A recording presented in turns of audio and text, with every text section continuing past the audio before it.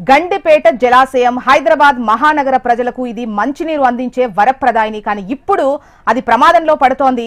గండిపేట గలీజ్ అవుతోంది అని చెప్పొచ్చు. ఇక హిమాయత్ నగర్ పరిధిలోని చెరువు కట్ట దగ్గర కొందరు సెప్టిక్ ట్యాంకర్ల ద్వారా మలమూత్ర వ్యర్థాలను గండిపేట చెరువు నీటిలోకి వదులుతున్నారు. ఈ తతంగం ఎన్నాళ్ల నుంచి జరుగుతుందో తెలియదు, కానీ నిన్న మాత్రం ఓ వ్యక్తి ఇది గమనించి స్థానికుల సాయంతో రెడ్ హ్యాండెడ్ గా పట్టుకున్నాడు. ఆ తర్వాత వారిని జలమండలి అధికారులకు అప్పగించాడు. పోలీస్ స్టేషన్ లో సైతం కంప్లైంట్ చేసినట్టుగా తెలుస్తోంది. దీంతో కేసు నమోదు చేశారు. ఈ ఘటనతో స్థానికుల్లో ఒక్కసారిగా భయాందోళన మొదలైంది. ఇలా ఎన్ని రోజుల నుంచి వ్యర్థాలను వదులుతున్నారో అన్న సందేహం వ్యక్తమవుతోంది. మొయినాబాద్ మున్సిపాలిటీ పరిధిలోని హిమాయత్ నగర్ పక్కనే గండిపేట జలాశయం ఉంది. నిన్న ఇక్కడ ఓ కట్టపై సెప్టిక్ ట్యాంక్ నుంచి కొందరు వ్యక్తులు మలమూత్ర వ్యర్థాలను గండిపేట చెరువులోకి వదిలారు.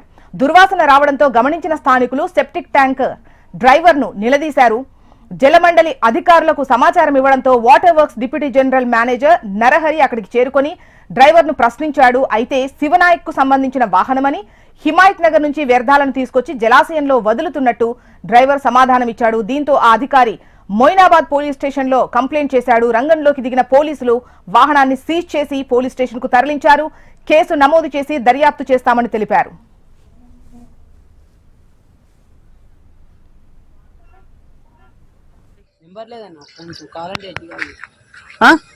ఇల్లు కాదు, నంబర్ లేదు. నువ్వు ఎట్లా వచ్చినావు?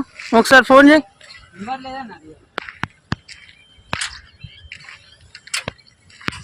అన్నా, మీరు ఎవరన్నా యాక్షన్ తీసుకోవాలనుకుంటే దబ్బున ఈ కట్ట మీదకి రండి అన్న.